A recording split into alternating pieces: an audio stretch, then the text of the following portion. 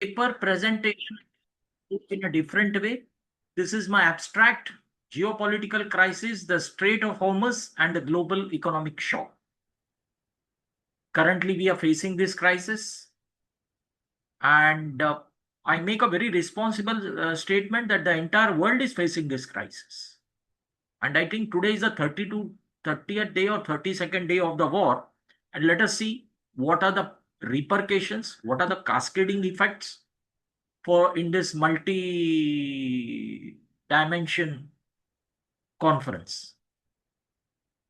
Why Strait of Hormuz matters today? Why? That a question should arise for each and everyone. We just read in the newspaper. The Strait of Hormuz is not merely a geographical feature, it is the artery of global energy supply. 20% of the ships pass through this small strait, and it keeps the other part of the world alive with all its supplies, energies, and whatnot. It connects the Persian Gulf to international market. Nearly one-fifth of the global trade, as I mentioned, a statement passes through it. It's a vital for major economies, including India, China, Japan, and South Korea. Even a minor disruption in this region has immediate global repercussions. And as you have been hearing and watching on the print media and electronic media. Now, this is the Strait of Hormuz. As I've told, it is connecting from Persian Gulf to Gulf of Oman and other seas. And you see what is a narrow strait, and if it is choked, even for a day, it can create a ripples. It can create a ripples. Current geopolitical crisis. Now, this is the problem statement. Military confrontations and naval buildup, threats of blockades, which is happening, and restricted tanker movement. Very restricted tanker movements, VLCCs, very large containers, cargo containers, proxy conflicts involving multiple global powers. These developments are not isolated, they are deeply interconnected with global economic stability. My dear friends, entire global economy is under pressure and dent. If the Strait of Hormuz is blocked, even temporarily, the consequences will be swift, severe, and far reaching, very far reaching, and we are facing the pinch of that. Strategic importance. As I've told, 20% of the global oil passes through this strait. Critical for Asia and global market, crude oil prices have surged dramatically because if India is procuring, other countries are procuring from this nearby Asian countries, the logistic movement is only 4 to 5 days. As regards purchasing from Russia, African countries, Australia, US, it takes 25 to 30 days. So the replenishment through this strait happens fast, and your tanker cost is reduced. Liquefied petroleum gas supplies are disrupted. At least the prices are controlled in India, but neighboring countries, the prices have shot up. They have put a rationing. Fuel prices across the nation would increase sharply further if not the crisis comes to an end. This would trigger a global energy crisis. Now, current crisis. Rising energy prices act as a multiplier effect, increased transportation and logistic costs, as I have told, higher production expenses across the industries, because if there is a shortage, there will be a production shortage. Production cost will increase because people have to go for alternate means. Escalating inflation, especially in developing economies. Though the prices have not increased, but if increased, I'm making a responsible statement, it will affect the prices of all essential commodities. Ultimately, this leads to reducing purchase power and slowed down economic growth, which we cannot afford as to countries like India, which is now third or fifth in the world for its growing economy. There are many other small countries which too are growing. Supply chain disruptions. Shipping routes may be delayed or rerouted, because if the route is rerouted, that means it will take more time. Maritime insurance cost will increase. Global supply chain will face uncertainty and inefficiency. And remember one thing, that one of the difficult and the most challenging supply chain management is oil, energy in the world. In an already interconnected world, disruption in one region ripples across the continent. So entire continents are facing that rippling effect. which we cannot afford further. Now, what is the impact? Let us see. It was 60 to 70 US dollar. Now,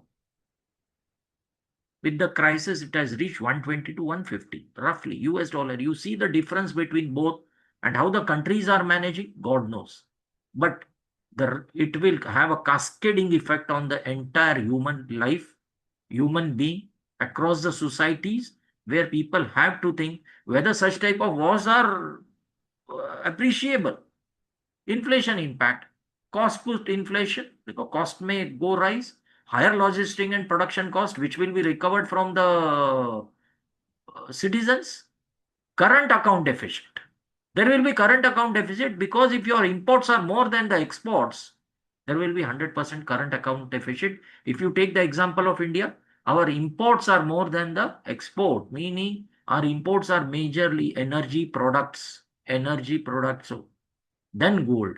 Now, if there is a more of import of the energy items like crude oil, LPG gas, LNG, PNG, and whatnot, what will happen? And if your export are less because of such type of issues, there will be current account deficit, which pressurize the economy.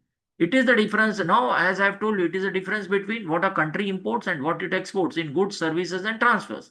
If a country imports more than it exports, it has a current account deficit. That means we are less in terms of our economy. Our earnings are less. Our spendings are more. Major players in of the vicious circle, as I have named, right from my days when I did my MBA in international business, I had to submit a dissertation on crude oil prices and how it is affecting the economy. Now, the crude oil imports, usually when you purchase a crude oil, you have to pay in US dollar. Moment the crude oil price goes up, what happens? Dollar becomes stronger, rupee becomes weaker. That means it affects our forex. Then there is a trade deficit. As I've told, the exchange rate, I've told you, exchange rate has gone up, dollar has gone up, rupee has become weak. So this is a vicious circle. We are in the vicious circle now. We are in the vicious circle, and it is affecting not only the country, but other continents as well. So this is what is happening today. Though the selling price is not affected, but in India, the excise duty has been reduced to take care of the losses. Otherwise, the oil companies were facing under recovery. That means the purchasing price of crude was more than the selling price of the product itself. So they have reduced the excise duty in nutshell to ensure that the common people are not affected. Human impact, the most important thing. Now you would be wondering why human impact? Yes, beyond economies, the human cost is profound. Loss of lives due to conflict. May their souls rest in peace. Innocent people have lost on both the sides. What is the achievement? Nothing. Displacement and humanitarian crisis, rising unemployment and social unrest, because if there is a slowdown, the source to get a job will be reduced, employment will be reduced. This reminds us that geopolitical conflicts are not abstract, they direct affect the human lives, which are very precious, and dignity. Okay, the loss to the infrastructure can be built, but not the loss to the human lives, which are innocently killed. The children in the school, the humans staying in the cities are being killed with the bombarding and the missiles. So God alone, I pray to God that the war comes to an end and there should be peace and happiness. Impact on India, let us see. As a India, India is a rapidly growing economy, is particularly vulnerable. Imports nearly 85% of its crude oil requirements. Our 85% of the crude oil is imported. That means we are dependent on nearly 41 countries. Majority we prefer crude oil from the Middle East because not only cheaper, it takes lesser of time, faces pressure on the current account deficit, experiences current currency volatility, because I have told you the foreign currency has gone up, the US dollar has gone up, the rupee has become very weak, encounters rising fuel and energy cost. This underscores the importance of the energy security as a pillar of national security. And I am happy to state, last year my paper was published along with Dr. Sarfaraz, one of my professors, where I learned the DBA. Our paper was on India energy security, and there we had given a prediction of geopolitical risk I'm not happy it is coming true, but then I'm feeling very bad. We are entering into the phase of very serious geopolitical risk. This is the impact on India and other countries as well. Other day, there was a news that we had to send one tanker to Sri Lanka to meet their immediate requirement of petroleum products. Broader global implication. Let us see what is happening in the global area. This crisis could reshape global dynamics, shift towards energy nationalism. Each one will try to uh, play very safe. They'll try to secure the energy, increase investment in renewable energy. Yes, as sir has told, my thesis, my dissertation was on e-vehicles. So we have to think of renewable energy, as many of the countries are blessed with sunlight, solar power, hydroelectricity can be thought of. Use of hydrogen in the vehicles, which has started in a small way, but it should be, and use of PNG in the kitchen other than LPG gas. Because we are blessed with PNG, CNG, of course, we import, but in PNG, it's a piped natural gas which is abundantly available. As regards LPG, we have to import nearly 60% from abroad. That is what the point I am making, and you will be able to know these are the simple things. Strengthening of strategic reserves. We have strategic reserves in India. Many countries they have. Other day I've read that in United States they have 300 days of reserve. Japan 200 days. India, of course, the strategic reserves and East Coast are increasing. We have a strategic reserves not only for crude oil but LPG as well. Realignment of geopolitical alliances. Now, the political alliances, geopolitical alliances between the countries, there is a realignment, and we are witnessing not a crisis but a transformation of global energy order. Any crisis brings us to think about the new solution that is global.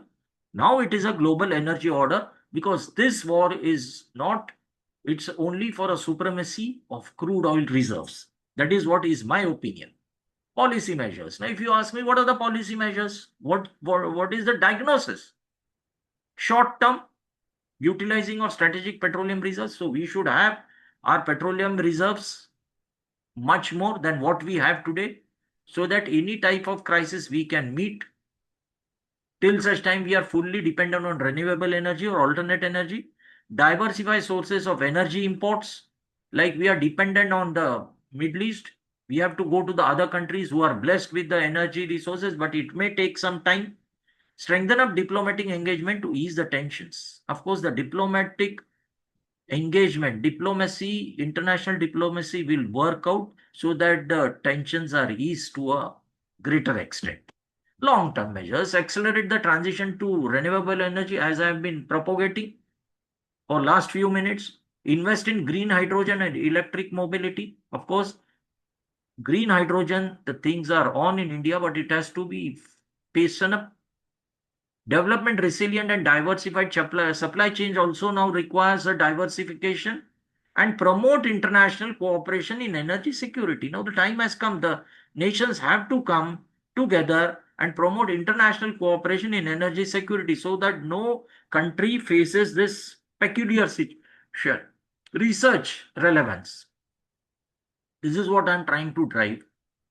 The time has come. Academics and scholars, they have to do much more research in evolving crisis, highlights in the need for interdisciplinary research integrating geopolitical, economics, and energy. The theme being interdisciplinary conference. I appeal more and more people should come start research on geopolitical, economics, and energy. What is the alternative energy? Advanced predictive and risk assessment models through AI. Again, I am propagating AI. Since morning, we have been talking about AI. Yes, we should have advanced predictive and risk assessment models. Wherever the geopolitical risk starts, the model should throw out the solutions. Evidence-based policies framework, and such platforms like conference plays a crucial role in shaping informed global responses. This is a platform where I'm sharing my thoughts, my views with the help of very genuine information and a genuine data, so that there is awareness what actually is happening and where we are getting pinched. Call for a peace. Rituraj sir, today it's an coincidence. Today's day is Lord Mahavir's birthday. Morning before I came, I went for my prayers at Jain Mandir, prayed for universal peace, happiness, and well being. Because it's Lord Mahavir's birthday today, he propagated non violence, that is ahimsa, forgiveness, that is the most important point, and peace and happiness. Then only all the countries will prosper.